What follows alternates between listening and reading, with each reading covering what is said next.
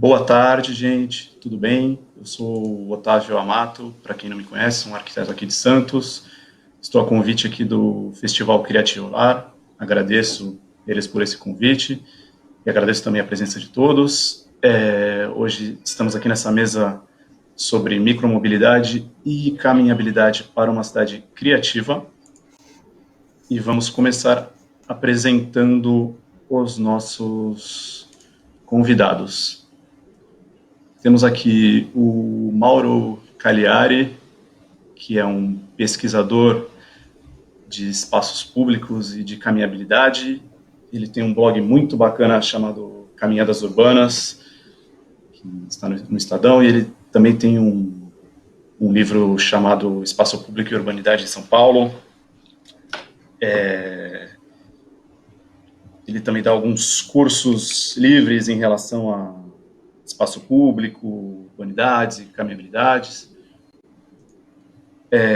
Seguindo na sequência, nós temos o Alexandre Lotti, ele é designer, ele trabalha hoje em dia numa empresa chamada eMoving, que é a primeira empresa de assinatura de bicicletas elétricas aqui no Brasil. Também é autor de um projeto muito bacana chamado Trial, que é uma iniciativa de um triciclo urbano dobrável inclusivo para idosos. E também ele é cofundador de um coletivo chamado Cidade e Memória. Passando agora para Vans Spies, ela é diretora do blog Cidade a Pé e também cofundadora do coletivo Calçada SP, dois projetos muito bacanas, conversam demais com o nosso tema. E, por fim, o nosso amigo Tony Di Marco, que ele é um artista, fotógrafo, designer, como eu, um talibiker, usa a bicicleta demais, praticamente apenas ela. Ele também tem uma iniciativa muito bacana chamada Picho Tosco, que é de street art. E vamos passar agora para o nosso tema aí de micromobilidade e caminhabilidade. No fim das contas, a gente está falando, né, sobre mobilidade ativa, né, gente?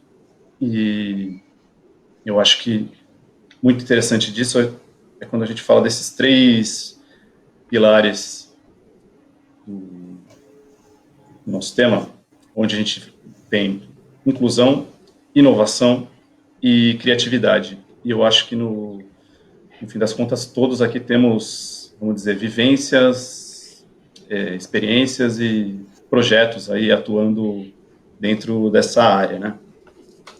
Mauro, começando contigo, eu sou leitor lá do teu blog de Caminhadas Urbanas, lembro bastante de alguns posts antigos, um que veio assim na memória quando eu vi que você foi convidado aqui da mesa, era um sobre estádios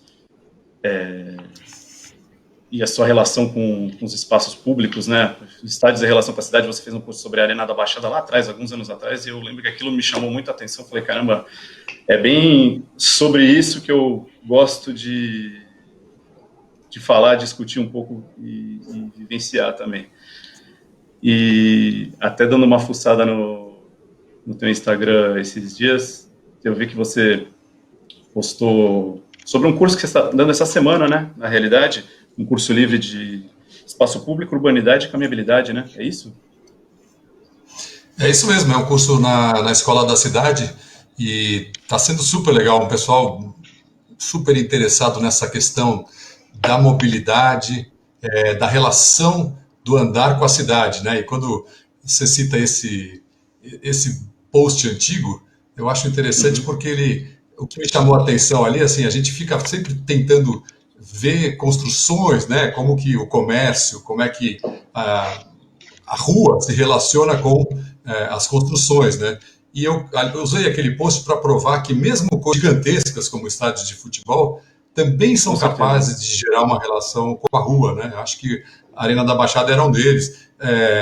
Você pode até pensar em Santos, né? Por exemplo, o estádio do Santos, que eu acho que tem uma relação razoavelmente próxima com a rua, mas o meu ponto ali é como que, ao andar, a gente tem um prazer de andar até ao lado de estruturas que normalmente poderiam ser bem estruturas que não ajudam, né, que desestimulam o caminhar, mas quando é bem construído e quando é bem pensado, tem esse caráter de estimular o caminhar, né? Com certeza, né? Não é aquela coisa, digamos, agressiva, né? Até te atrai a entrada e saída do estádio é um acontecimento, né? Acho que a gente acaba falando muito sobre isso, sobre encontros, né? E se aquele espaço conversa bem com o espaço público, está propiciando bons encontros, né? Uma atratividade assim interessante para todo Tem mundo. Você foi bem sucedido, né? Acho que é isso, né? Assim, quando a gente pensa em uso misto, né? Quando a gente pensa na porosidade das fachadas, é de urbanidade que a gente está falando, é da capacidade que o ambiente construído tem de estimular ou desestimular a presença das pessoas e o encontro, como você bem lembrou. Uhum. Eu gostei muito também do que você, acho que acabou de postar recentemente, que você passou numa rua, falando agora dessa época de pandemia e lidando com a pandemia ainda acontecendo, né? Você passou numa rua, viu, acho que um estabelecimento comercial aberto, muita gente lá, te bateu, até usando outras palavras, uma irresistível vontade de quem sabe passar lá e ver o que está acontecendo, né? Eu tenho essa mesma sensação, sou uma pessoa que tô sempre andando por aí, andando e de bike também, né? E eu tenho o mesmo sentimento por essa, né, vontade, saudade de estar na rua e estar usando ela, ocupando ela e no fim das contas se encontrando, né? Talvez essa seja a grande, ou um dos grandes legados da pandemia, né? Claro que tem toda a questão sanitária que não dá nem para a gente entrar aqui, mas como que é importante o encontro físico, né? A gente está se vendo aqui Uhum. agora e eu tenho feito reuniões, faço parte de conselhos, tudo virtualmente. É impressionante como tem uma necessidade, eu imagino que para alguns grupos mais ainda, né?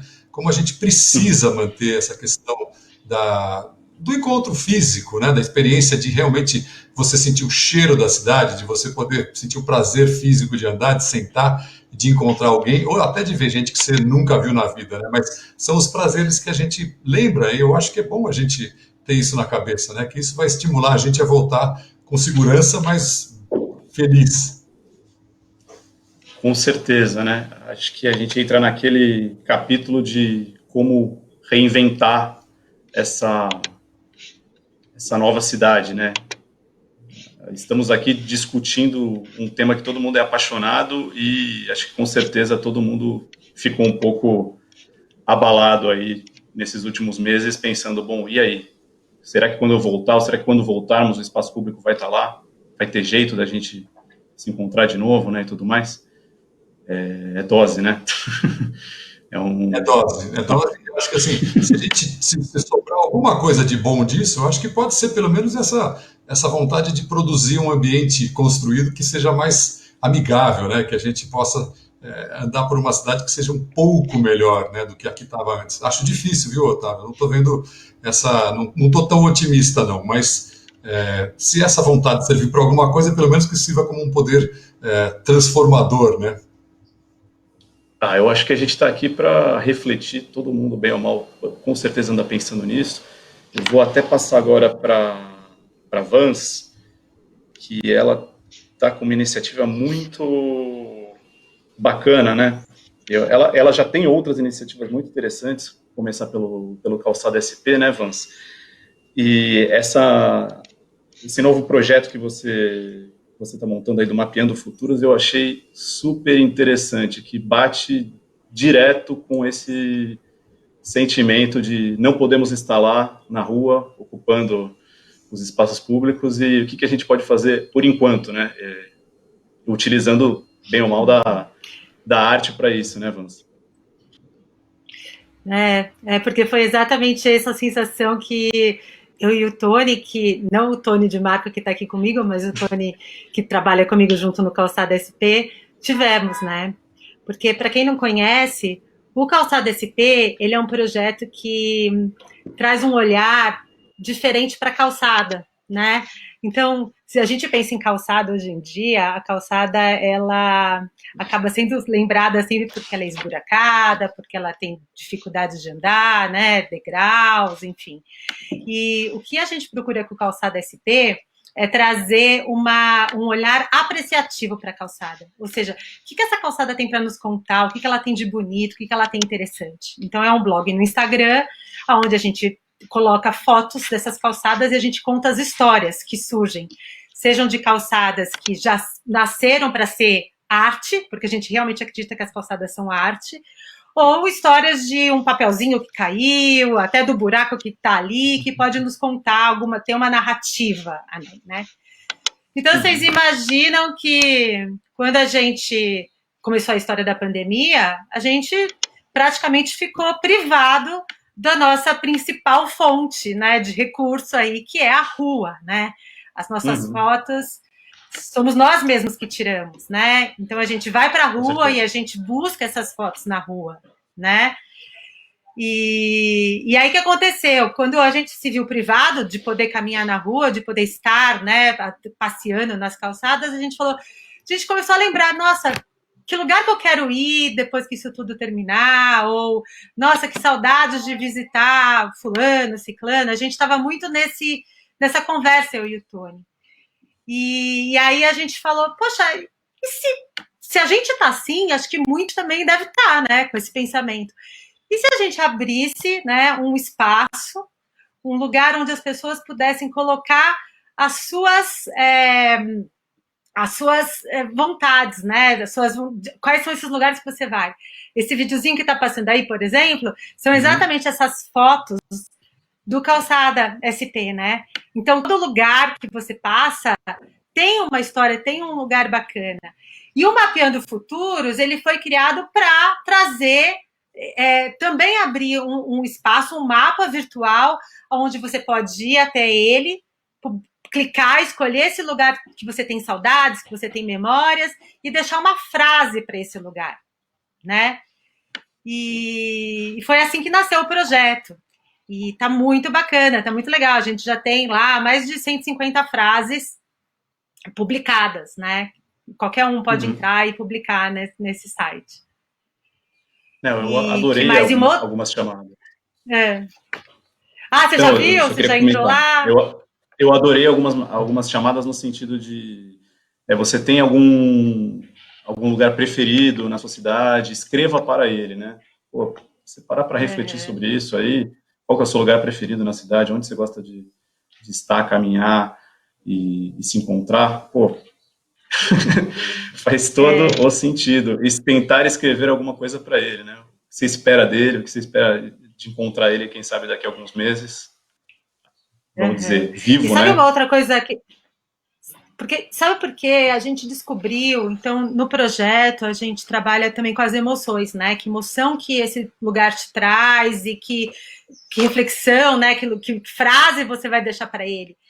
Porque a gente descobriu que quando a gente passa por um processo como esse da pandemia, né, onde a gente não tem muita certeza do que vai acontecer amanhã, do futuro, são esses lugares de afeto, esses lugares de memória que nos dão força para a gente seguir, né? Então, quando a gente não pode estar na rua caminhando, encontrando as pessoas ao vivo, né, participando desse encontro, da empatia, da simpatia, são os lugares do passado e das memórias, que acho que tem até a ver com o projeto alguém que falou aí que tem um projeto de memória, né? Nem lembro quem que foi. E tem tudo a ver, porque a memória faz parte desse... O Alexandre, né? Alexandre, acho que você podia até contar isso, porque a memória, ela dá essa sustentação, e o caminhar é caminhar por essas memórias também. Quando você caminha na cidade, nos lugares, você caminha por memórias. Não à toa, quando a gente faz turismo, a gente caminha muito, né? Muito mais do que a gente está acostumado a caminhar no nosso dia a dia nas cidades, muitas vezes, né? Com certeza, né? Anda uma cidade inteirinha, um dia inteiro, gasta totalmente a sola do pé e tá feliz da vida, né? Mas eu tendo a acreditar que isso acontece quando você está numa cidade compacta, interessante, com tudo ao nível do alcance de uma caminhada ou de uma, vamos dizer, passeada de bicicleta, né? Bem ou mal, eu vejo um pouco por aí. Essas cidades são mais atrativas por isso, até na questão do turismo, como você está colocando, né? Eu queria aproveitar para puxar, antes de chamar o Alexandre, para puxar com uma ideia com o Tony, é que tudo a ver com o que você coloca aí nesses projetos, acho que principalmente nesse momento até de pandemia, tem um monte de artistas, músicos, poetas, todo mundo tentando, sei lá, preso em casa, extravasando esses sentimentos de alguma maneira, né? E isso acabou acontecendo aí nesse teu projeto e tem um monte de gente criando, acho que mais do que nunca, para lá e para cá. E o Tony tem algumas iniciativas bem legais, já de muitos anos, né, Tony? O Picho Tosco é de 2005, 2003. Você pinta a rua há muito mais tempo, na realidade, né? Fala pra gente. Eu acho que eu não estou ouvindo Agora o som sim. do Tony. Ah, foi? Eu não tinha ligado. Ah, o microfone, sim. Não, eu pinto na rua há apenas 15 anos. Eu comecei bem tarde, com 42. Eu estou com 57. E eu tenho muitas outras coisas que eu fiz antes do que pintar na rua.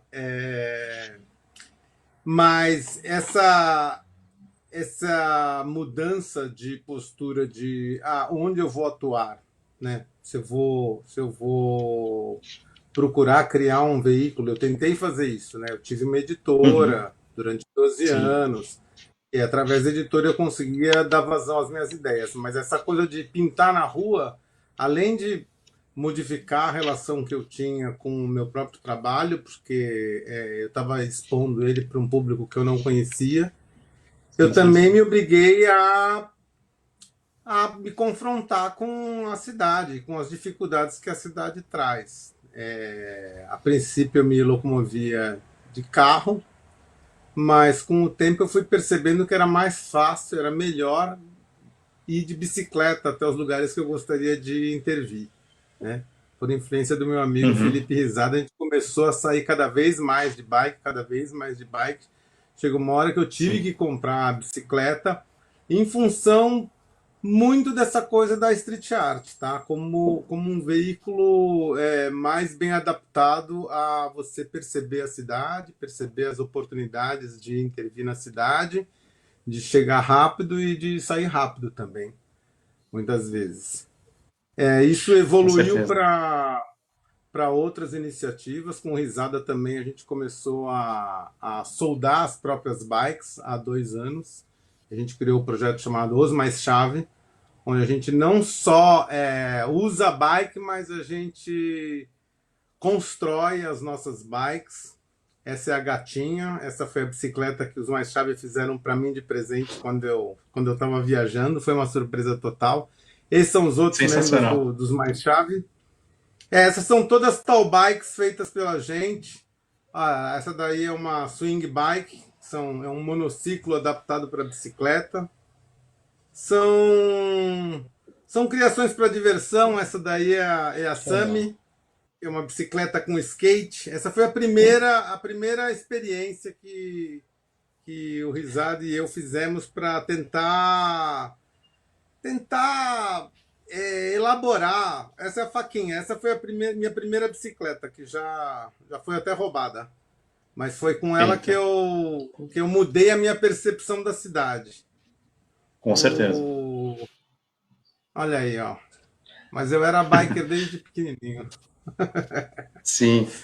Eu acho interessante você colocar isso da percepção e do olhar que a gente tem quando estamos de bike, né? E também, bem ou mal, a pé, que muda completamente.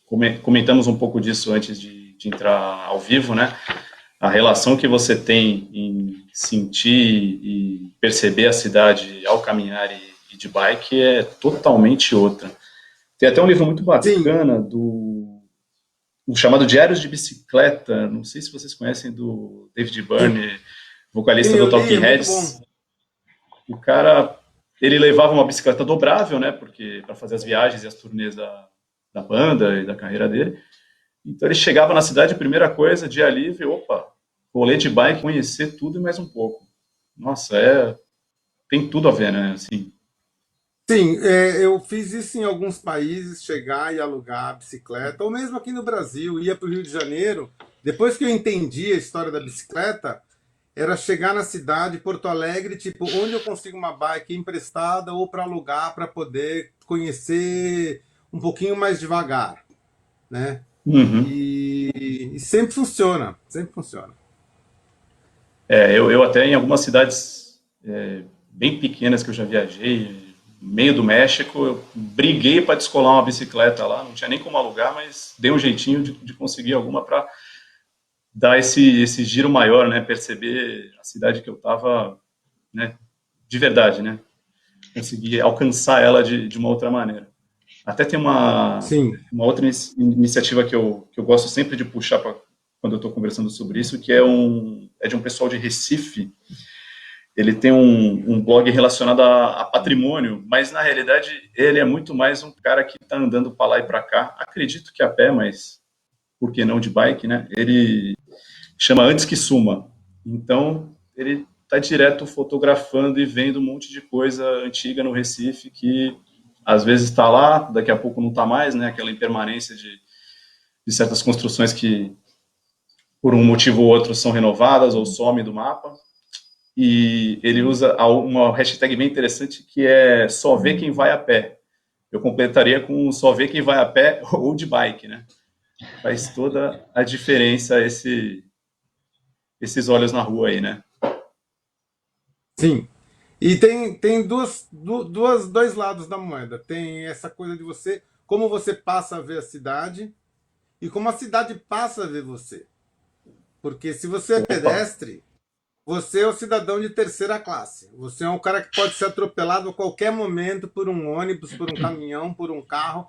Quem tem carro se sente o primeira classe.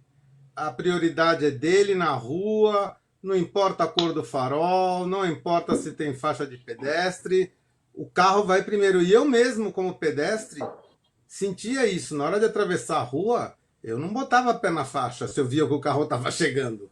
Com medo, com medo. E a bicicleta, a princípio, não mudou essa relação. Ainda me senti muito fragilizado porque completamente. os motoristas ficam até mais agressivos, porque você está na rua, que é o espaço dele. Se você é pedestre, você pode ser alvejado, mas fica aí na calçada que a rua é minha. Quando você está de bicicleta, parece que você desafia essa hegemonia da carrocracia. E tem motorista que joga o carro em cima da bicicleta. É um negócio assim cruel e assustador ver que a pessoa não percebe o quão perigoso é o ato dele. É, Estranhamente, quando eu comecei a pedalar as bicicletas de dois andares, essas tall bikes que a gente constrói, a relação mudou completamente. eita, Um respeito por parte dos carros como eu nunca senti de Caloi 10.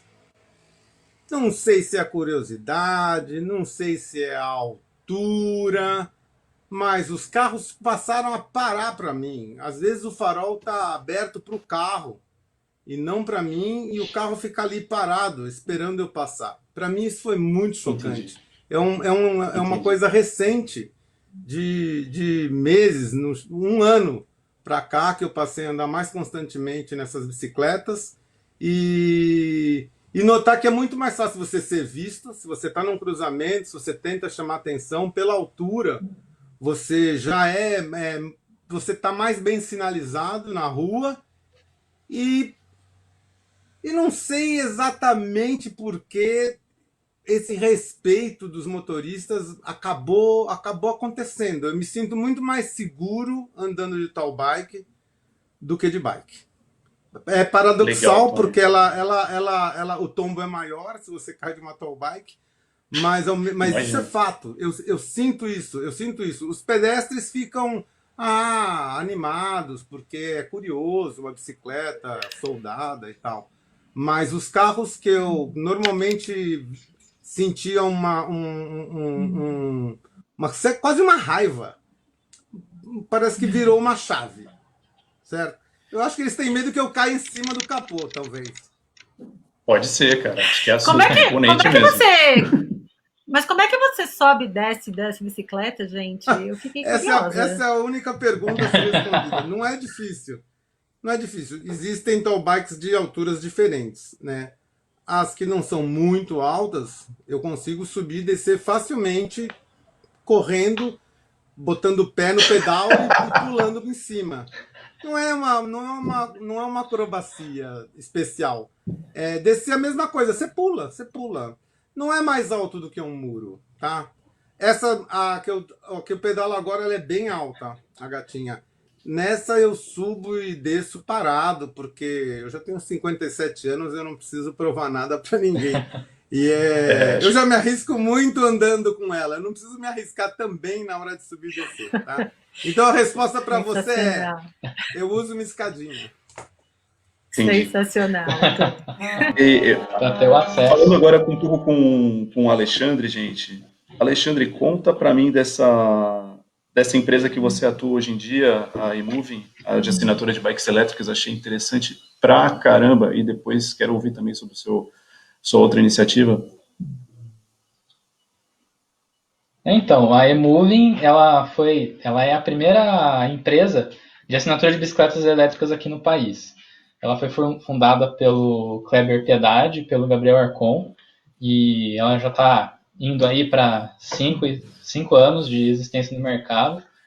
E a gente lida basicamente com um modelo de assinaturas, né, modelo de aluguel, de bicicletas elétricas, que possuem o pedal assistido e aceleração, né, com a adquirida mobilidade elétrica.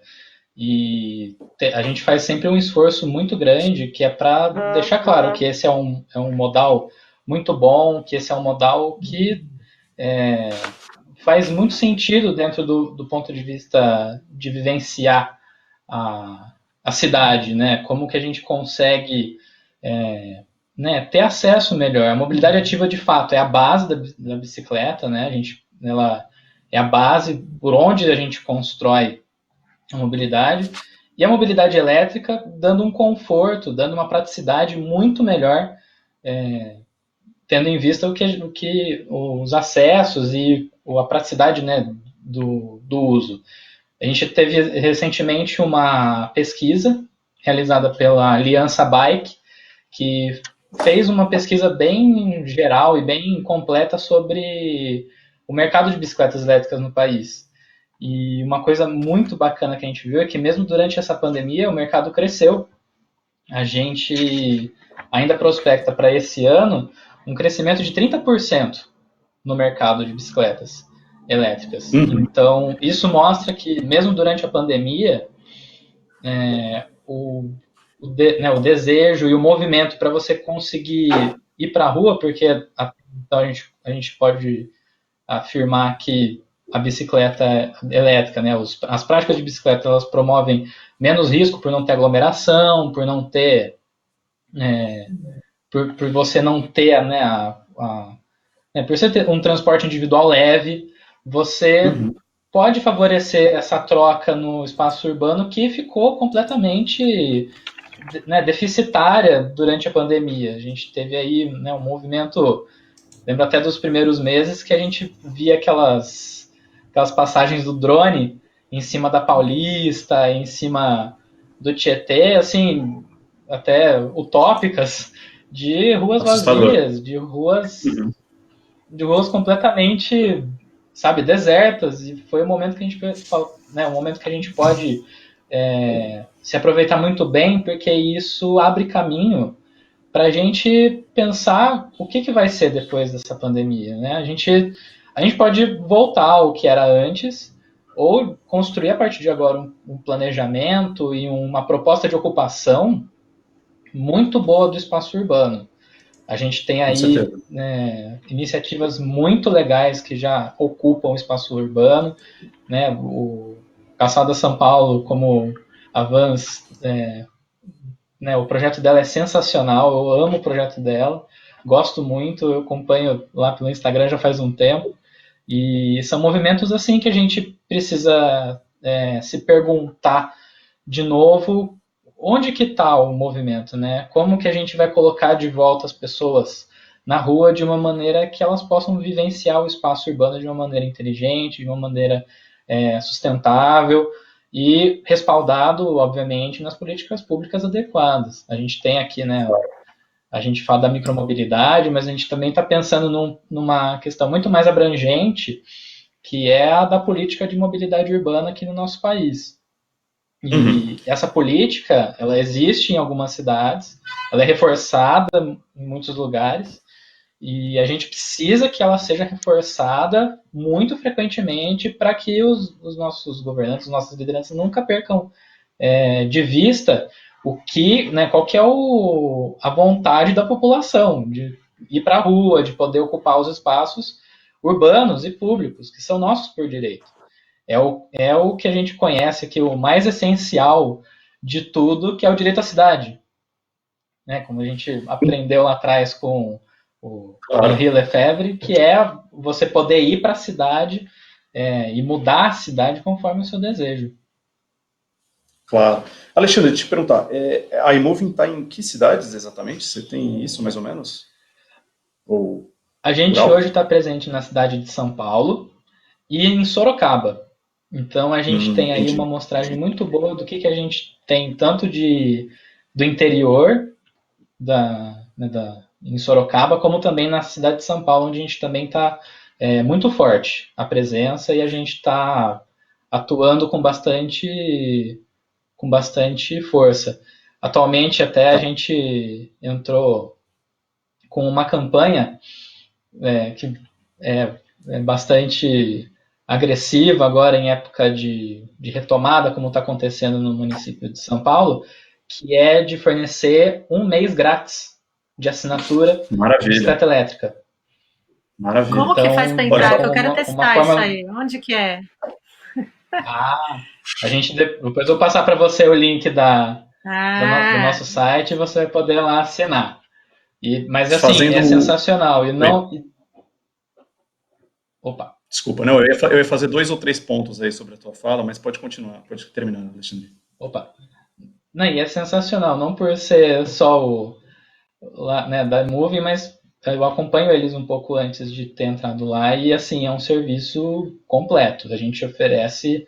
É um serviço porque a gente sabe que, além de só entregar o modal, a gente precisa também apoiar o modal. Então, além de oferecer um modo de transporte, um meio de transporte que é o nosso serviço.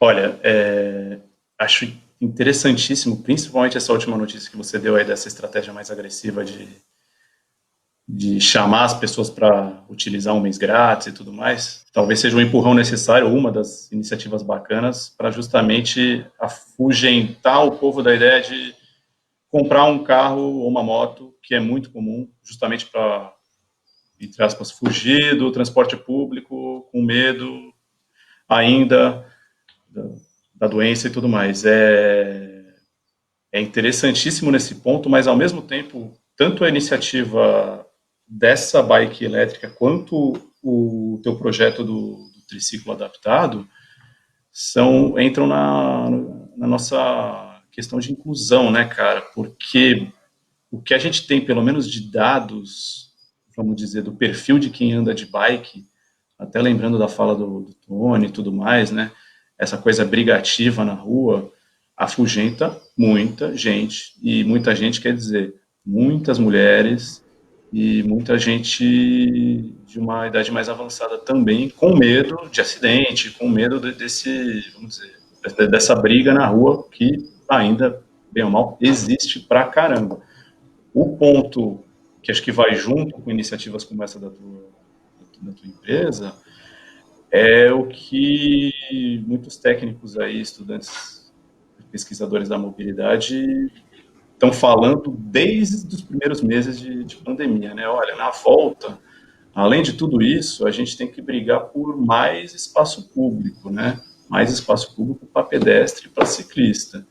Seja só pintar faixa na rua ó, de outra cor, agora isso aqui é a área de pedestre e de ciclista, já seria assim, né? Uma vitória impressionante. Acho que e também, vamos dizer, seria um atrativo interessante dentro dos pontos e caminhos mais comuns, até relacionado com os hubs de transporte público, né? Você sai de uma estação lotadona e anda por um monte de calçada pequenininha, apertada, não sei o que, é assustador. Não só o passar pelo transporte público, que acho que também vai ter que ser enfrentado, né? Tem que ser enfrentado, né? Muita gente precisa usar. Eu vira e mexe uso também, não tem como fugir disso, né? Eu acho que o Mauro tinha alguns slides para colocar junto nessas falas, né, Mauro? Só para completar um pouquinho a fala do Otávio, já dando aí caminho para o Mauro, uma coisa que você falou que eu acho muito interessante pontuar aqui é a questão de ocupação do espaço. A curto prazo, a gente precisa ocupar o espaço de uma maneira inteligente. Então, oferecer propostas e atrativas para o público de poder ter acesso aos modais como a bicicleta elétrica, como o triciclo, mas alternativas que afugentem completamente a população de ir para o carro. E, ao mesmo tempo, como eu previ no meu projeto do triciclo, o que eu estava prevendo lá é mais ou menos assim, a gente vai... nosso perfil geracional vai tender para o envelhecimento da população. Né? Em 2060, nós seremos 25,5% de população idosa, ou seja, de mais 60 anos. E projetar cidades inclusivas e projetar produtos inclusivos é você fugir, né, de uma cidade que possa te agredir no futuro. Né? É a questão de você ter um meio de transporte que possa... Né, você está projetando uma coisa para si mesmo daqui a um tempo, é um futuro. É um investimento que você está colocando para si. Essas aqui são algumas imagens do meu projeto, o triciclo trial. E eu projetei ele na época, né, eu projeto ele justamente nesse sentido. Ele é um transporte que é para essa geração. Para gente que vai envelhecer, para os idosos de hoje, e para que a gente possa ativar o espaço público para ser mais inclusivo, que dê força de superação para a gente poder, né, superar o ambiente, poder superar e mudar esse ambiente. Eu, quando fiz aí está passando alguns vídeos do triciclo, o primeiro protótipo que eu fiz em 2017 para o meu TCC na graduação, orientado pela Cecília Consolo, que foi uma orientadora sensacional para mim, amiga e mestra maravilhosa, ela está assistindo esse vídeo, um abraço para ela.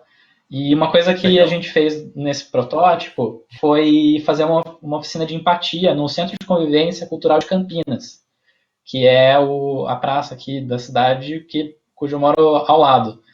E uma coisa muito bacana de ver nessa oficina de empatia foi ver como os idosos chegavam muito perto assim do produto e literalmente falavam: nossa, tem 3 rodas, agora eu posso andar de novo de bicicleta. Eu falei, mano, eu já tenho ciclo. E, né, então, assim, de repente você vislumbrou para a pessoa uma coisa que ela reconectou muito rápido. Então, toda ela tinha esquecido da vida dela. Oi? Eu queria só comentar, porque foi muito interessante você falar isso, porque eu passei esses tempos de pandemia e eu estava no Guarujá, e no Guarujá muita gente anda de bike, enfim, né, de bicicleta, e eu estava lá com a minha mãe, e a minha mãe, ela ficou super com vontade de voltar a andar de bicicleta, só que ela é uma senhora de 75 anos já, tá gordinha e tal, E aí, quando a gente chegou aqui em São Paulo de volta, eu até peguei a bicicleta e falei, e aí, mas você tá afim de andar? Olha, tá aqui a bicicleta. E é óbvio, ela não teve coragem de subir. Claro. Mas assim, eu vi a vontade dela de querer estar numa bicicleta dessa, sabe? Então você tá dando uma solução maravilhosa mesmo. Que eu senti ali, sabe, no meu dia a dia, com a minha mãe, né, dessa vontade, né? Muito legal. A minha mãe também sempre comenta isso. Ah, não, eu vou voltar a andar com um triciclo. Ela sempre faz. Ela fazia até faz até em tom de piada, mas eu acho que ela não conhece esse triciclo aí, que é bacana pra caramba. Mauro, vamos puxar aquele assunto que você está querendo comentar conosco. Bora lá. Acho que o que pintou aí, Otávio, nessas últimas duas falas, que eu acho que é muito interessante, é a história da política pública, né? A gente tem políticas públicas voltadas para quem usa o carro faz tempo. E eu tenho uma proposta aqui, que é a gente usar o andar a pé não só como um jeito de chegar a algum lugar, mas também como um ponto de vista, né? Então a gente tem, por favor, pode mudar? A gente tem passando para os outros slides do Mauro, sim, por favor. Os outros. Pode mudar? Aí. Então, o que eu queria propor é justamente isso, que a gente olhasse a cidade não como a gestão pública normalmente olha, que é com essa visão. Tem um monte de problema, um monte de edifícios, é a cidade como uma massa, né? Puder passar? Aqui já começa a chegar perto do que eu estou falando, que é onde a gente vê os projetos de intervenção urbana, eles começam a falar de coisas que já chegam nessa escala, mas o que eu queria propor, é o próximo slide, é que a gente chegasse nessa escala, né? Quando a gente olha um lugar que a gente está parado, observando a cidade, a gente vê essas cenas cotidianas, e aí tem tudo a ver com a fala do Tony, né?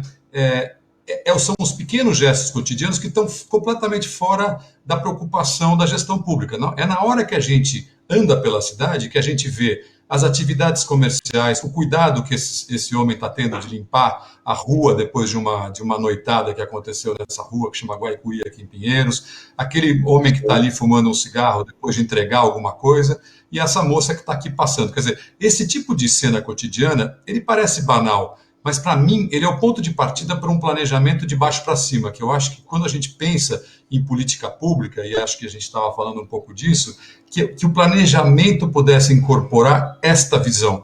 E aqui não tem jeito, a gente tem que descentralizar, né? Não dá para a gente imaginar que um novo prefeito, e é importante a gente lembrar disso, né? Nós vamos ter eleições municipais agora, que a gente parta desse tipo de escala para a gente poder pensar na cidade de baixo para cima.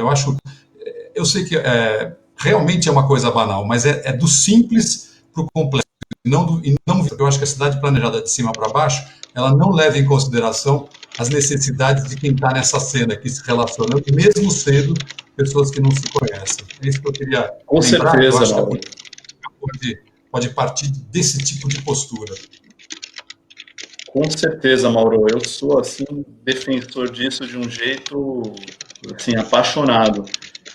Estou sempre, ou estava sempre, na rua, ocupando a calçada, seja andando para lá e para cá, seja sentado num bar, na porta do estabelecimento e tudo mais, e observando muito, né?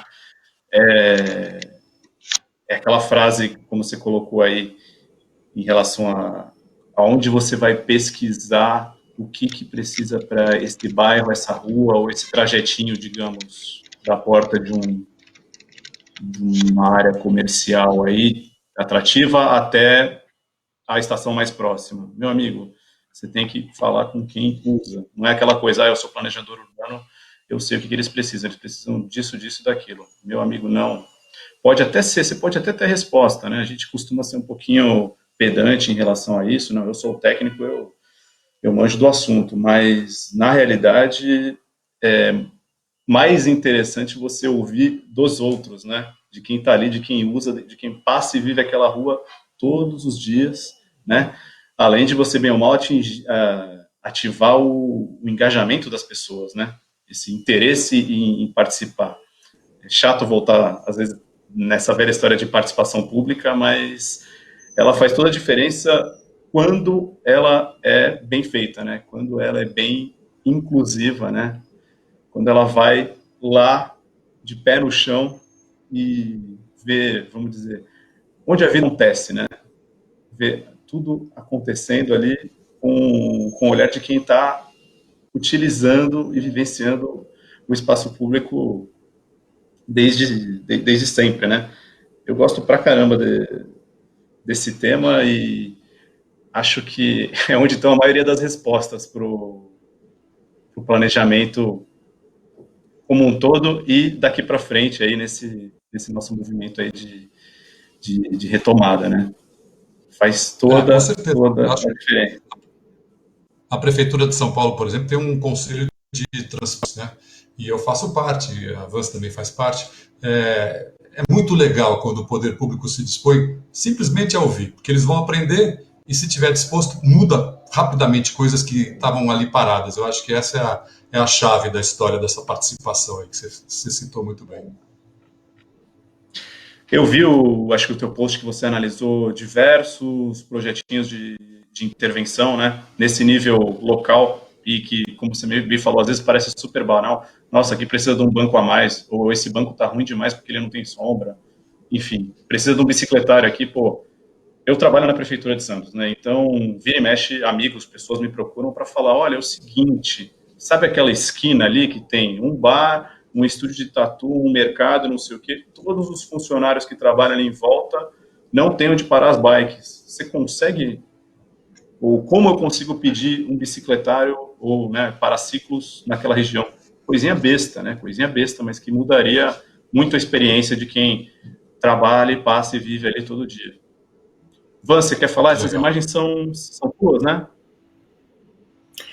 São sim, porque eu acho que tem tudo a ver com o que vocês estão falando, porque agora na pandemia a gente viu muitas cidades do mundo trabalhando exatamente com intervenções que procuravam alargar, né, as passagens para os pedestres e para as bicicletas, né? Então essa foto, por exemplo, que está passando agora é da cidade de Barcelona, que utilizou um grafismo para fazer a extensão das calçadas, né, da cidade. A outra foto, que acho que é a próxima que vai passar, é também, né, em Antioquia, que também é lá na Espanha, que também não, desculpa, Antioquia na Colômbia, que também é um lugar onde eles trabalharam com o alargamento das faixas para as bicicletas e também de calçadas. Porque, né, com a necessidade do distanciamento social, era muito importante que a gente tivesse mais espaço. E o interessante de ver é que aqui no Brasil, em São Paulo, por exemplo, essa daí é a Rua Guaicuí, que até o Mauro também citou, que é uma rua que já passou por um processo de tentativa de ser uma rua aberta, só para pedestre. Então, o que foi feito também? Foi feito todo um grafismo na rua, exatamente para mostrar que ali era um espaço onde o pedestre é bem-vindo, né? E isso tem muito a ver com a questão da política pública. O que a gente vai dar prioridade, né? Para quem que a gente vai olhar quando você tem uma dificuldade, quando você tem você está passando por uma situação como a que a gente está passando agora? Quem é que a gente vai priorizar, né? E embora a prefeitura agora esteja dando um espaço para a gente, onde a gente tem discutido através de participação das câmaras temáticas de mobilidade, até como o Mauro falou, essa questão do alargamento das ruas aqui em São Paulo, e graças a Deus a gente conseguiu alguma coisa, vai rolar, vai ter 4 ruas já agora, até o final do ano, que vão ter alargamento de calçadas. Demorou-se muito para pensar nisso, né? Poxa, a gente já está aí com mais de 6 meses, né, com o problema da pandemia, tendo que encarar isso, e só agora é que a prefeitura está realmente, né, colocando isso em pauta, abrindo o espaço. É um ganho muito grande a gente ter conseguido isso, mas precisa de mais agilidade, mas principalmente entender quem é que tem prioridade nisso, né, na cidade. Se a gente for pensar, hoje já, só a pé, deslocamento a pé, 1/3 dos deslocamentos da cidade de São Paulo, estou dando o exemplo da cidade de São Paulo, tá? 1/3 dos deslocamentos a pé na cidade já são feitos exclusivamente a pé. E se você incluir aí transporte público, bicicleta, tudo mais, são 2/3. Gente, é muita coisa. A maioria das pessoas se deslocam através da mobilidade ativa já. E a gente ainda fica discutindo a mobilidade ativa como se a gente fosse a minoria, né? Isso que eu acho engraçado. quando a gente devia entender que a micromobilidade, a mobilidade ativa, ela já é a realidade, né? Estou falando de São Paulo, mas ela é uma realidade no país, né? Só que a gente vem ainda, né, com esse nosso pensamento carrocêntrico, que eu acho que a pandemia ela escancarou muito essa questão, né? Eu acho que aí é que está um ponto para a gente trabalhar com relação à proposta do Mauro, por exemplo, de trazer esse olhar por chão, de fazer as pessoas participando e lembrando que estar a pé, de bicicleta, como a gente tem visto aí nas falas, não é só uma questão de ir e chegar em algum lugar, é uma questão também de como você vive a cidade, né? É uma questão como você também exerce o pertencimento a essa cidade, é o direito à cidade, né? Então isso que é legal, que eu acho que é bacana da gente estar discutindo num painel como esse. Sim, Vans. Voltando um pouco, né, novamente. Uma coisa, esqueci de falar, gente, eu não sei se vocês estão aí, espero que estejam gostando também. Se tiverem alguma pergunta, uma contribuição, mensagem, qualquer coisa, podem mandar para a gente, que estamos mais ou menos se encaminhando aí para o final já, e devemos abrir para perguntas logo mais. Voltando um pouquinho, eu sou, obviamente, total defensor das políticas públicas, até por trabalhar com isso, mas eu sempre vejo que, em determinadas situações, algumas coisas acabam acontecendo à força, com o pé na porta, digamos. Eu não sei se é o caso dessa rua de Pinheiros aí, mas sabe aquela coisa?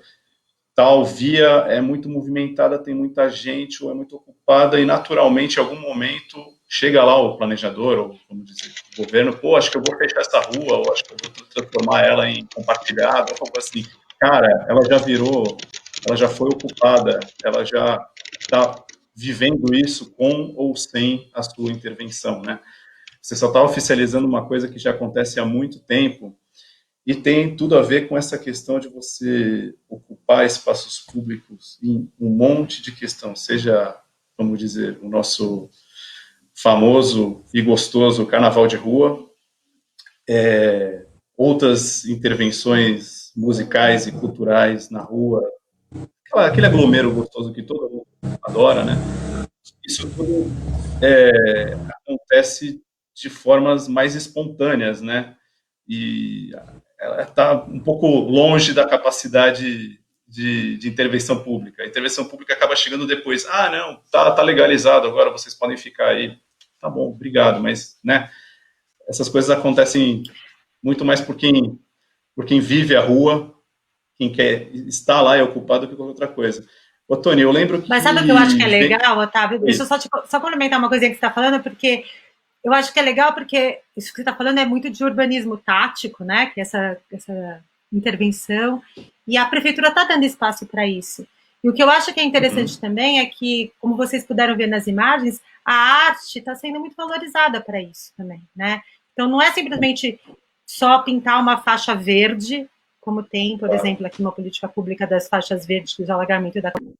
Mas é a arte, principalmente para chamar atenção para isso. E aí acho que o Tony, cara, é um cara que pode falar muito como é importante você ter arte para estar ali, né, chamando a atenção para a rua, como eu também trabalho as calçadas e tento trazer esse olhar apreciativo, porque a arte, ela desperta, né, essa vontade de você estar e interagir com o local. Claro, eu tinha puxado essa parte aí de ocupar espaço público só para resgatar aí que eu vi no Instagram do Tony um bloco de carnaval que você fez aí com o pessoal não sei se é do pessoal dos Mais Chave ou se são outros, você fez um bloco de carnaval com bicicletas, né, Tony? Rolou um lance assim? A gente... Tá ligado meu som? Tá. A gente participou de um bloco que chama Bloco do Pedal, que é um bloco que já existe há alguns anos, que é feito pelo pessoal que algumas organizações ligadas a deficientes físicos e é um pessoal também ligado à reciclagem de energia. Então, toda a eletricidade do som é gerado por bicicletas adaptadas e foi uma participação especial dos Mais Chave no Bloco do Pedal desse ano. A gente já tinha participado com Risada o ano passado e vamos participar sempre, porque tem tudo a ver com a gente. Com relação à intervenção, a essa coisa da cidade, da rua especificamente, eu gosto de lembrar de um dos grupos que mais me influenciou a fazer street art, que foi o 6 e meia, do meu querido amigo falecido São e do De La Fuente. É um grupo uma dupla de grafiteiros que passou a intervir em calçadas e no meio da rua, junto a bueiros. Fizeram relativo sucesso, me influenciaram bastante. Eu também tenho alguns trabalhos feitos diretamente na rua, de uma maneira de mostrar que não é só a parede que deve ser valorizada. A rua é um canvas importante, porque eu, por exemplo, sou uma pessoa muito distraída.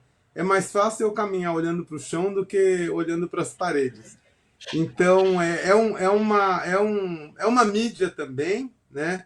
É uma maneira de você chamar atenção para o piso, esburacado muitas vezes, com muitos degraus muitas vezes.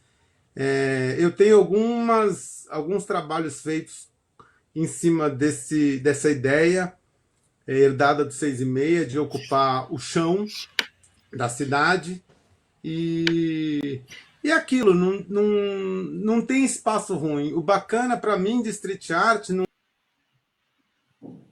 é para pintar na sala de alguém. É lógico que eu vou gostar, e ainda mais porque você ganha. Mas você descobrir uma parede podre num terreno baldio, em que você fica em cima de caco de vidro, sabe? Mas aquele lugar é legal, é uma maneira de você mostrar para as pessoas, olha essa parede aqui, que você não dava nada, é um puta lugar bacana que passa milhões de carros todos os dias, sabe? Ninguém tem coragem de chegar aqui. E alcança tanta gente, né? Alcança tanta gente você fazer isso. Mesmo Rua de Via Expressa, aquele na 23 de maio, antes da iniciativa do Haddad, que os Rolinho Bros participaram, e foi uma ocupação muito bonita. Antes disso, era um não lugar.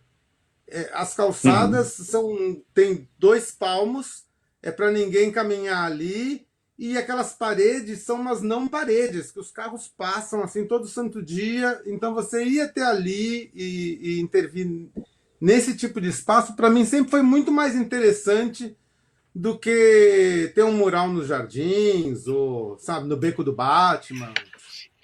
Claro, é quase que um aviso Tony, vamos fazer juntos as intervenções agora ali no viaduto da Beneficência Portuguesa. Vamos pintar aquela faixa pedestre ali. A gente tem abertura aí, já estou fazendo o convite para você. Olha, legal, já estão fechando parcerias aí. Sim, eu quero fazer parceria com o Alexandre, principalmente. Quero fazer uma tal bike elétrica. Bacana. Olha, demais ouvir todas essas contribuições de vocês aí. Fico feliz pra caramba. Foi bem bom. Eu acho que, junto com toda essa coisa de street art, algumas iniciativas que também são interessantes, que tem a ver com esse olhar na rua, tem um monte por aí. Eu cito, essa que eu citei de Recife já é bem interessante, do cidadão lá que usa a hashtag só vê quem vai a pé e antes que suma, né? Tem algumas em Santos, uma de arquitetura santista, uma bem recente que chama Pelas Ruas do Marapé, que é um bairro sensacional aqui da cidade, e dá aquela visão do que o observador vê na rua, sejam fachadas, equipamentos públicos e outras coisas de interesse para quem está ali vivendo a cidade e se encontrando, né? E, bem ou mal, eu acabo fazendo um pouco disso no meu Instagram também. Eu tenho um pouco esse caráter de observador da vida acontecendo, né? Eu acho que o Alexandre poderia falar um pouquinho daquele projeto dele, do coletivo Cidade e Memória, né, Alexandre? Traz um resgate bacana de várias histórias, né? Tem muita coisa que a gente, às vezes, fica, né? Se a gente não dá se a gente não exterioriza isso, né? Se a gente não dá um palanque para certas coisas, olha, esse mercado municipal que hoje em dia está aí jogado em alguma cidade, ninguém usa mais, aquilo já foi o ponto de encontro, como aquilo funcionava, e até para a gente repensar, será que ele pode ter uma vida novamente, né? Fala um pouquinho para a gente disso.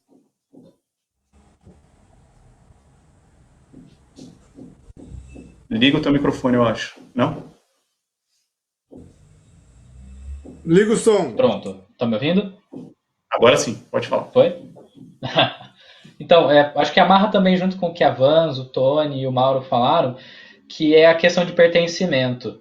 O coletivo Cidade de Memória, ele é um projeto muito bacana que teve início em 2017 aqui em Campinas e que se iniciou principalmente com amigos e um professor que infelizmente já faleceu, o professor Renato Brolese, e meus colegas André Baroni e Isabelle Sedotti, e que representam aí alguns movimentos de filosofia, educação e artistas na cidade de Campinas. E uma coisa que é muito bacana que a Vans e o Tony falam, que é a questão do pertencimento.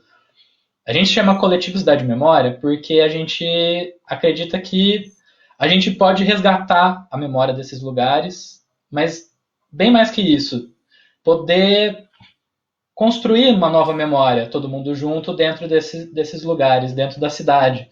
Então, no coletivo, a gente procurava muito, né, o Renato, meu professor, infelizmente já falecido, ele dava aulas performáticas muito bacanas sobre elementos da nossa cidade, ele demonstrava no espaço público aquela presença de história, no marco, na Igreja do Carmo, Marco Zero, o cemitério de Campinas, e a gente misturava isso com movimentos artísticos, com práticas artísticas. A gente teve, né, entre 2017 até 2019, acho que 10 para 12 passeios, e teve até um, inclusive, que a gente teve a participação de outro artista muito bacana, o Marcelo Mosqueta, em que a gente levou pessoas para Macaco Branco, que é uma barragem, né, uma hidrelétrica que vai ser desativada em Joaquim Egídio, e nela a gente conseguiu ainda, no meio do espaço, fazer uma dinâmica artística com várias pessoas. A gente conseguiu levar, em um outro passeio, mais ou menos 50 pessoas para dentro de um vagão, na estação Anhumas, que é uma estação super tradicional e antiga aqui em Campinas, que pega, né, a estrada da Mogiana, indo até Jaguariúna. E sim. A proposta era muito dessa, de poder repegar o pertencimento da cidade, poder, né, trazer o coletivo, o grupo, para estudar e vivenciar junto o espaço urbano. A gente, né, com a morte do nosso professor e depois com a pandemia, infelizmente a gente acabou paralisando um pouco, também porque a gente, no meio da pandemia, a gente não tem muito o que fazer, né? A gente não pode promover aglomeração e a gente não pode levar tantas pessoas assim para o espaço urbano como agora, mas a gente pode sim repensar a maneira como a gente pode viver a cidade, sendo bicicleta elétrica, sendo de triciclo, sendo pedestre e vivenciando a história que está viva, que está na cidade, mas que ela precisa ser reacessada e precisa ser disponibilizada para as pessoas. Isso me lembra um pouco algumas iniciativas, por exemplo, Janis Walk, que tem no mundo todo e em algumas cidades aqui do Brasil, né?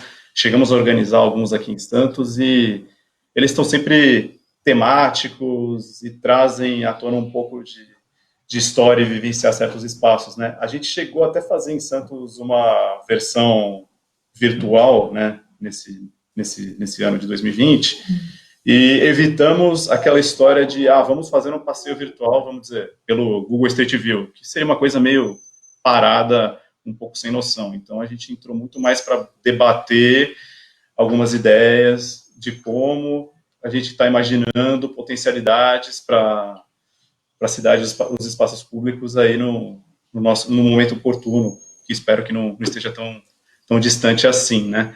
Gente, infelizmente chegamos no fim da conversa, já bateu aqui mais de 1 hora, passou já uns minutinhos. Parece que tem uma pergunta aqui do Arthur Lotti, ele está questionando o que vocês acreditam ser possíveis melhorias para a mobilidade com a bicicleta em São Paulo. Alguém se habilita? Ciclovia, ciclovia, ciclovia, ciclovia. Concordo muito com que- o Tony. Ciclovia, ciclovia, ciclovia.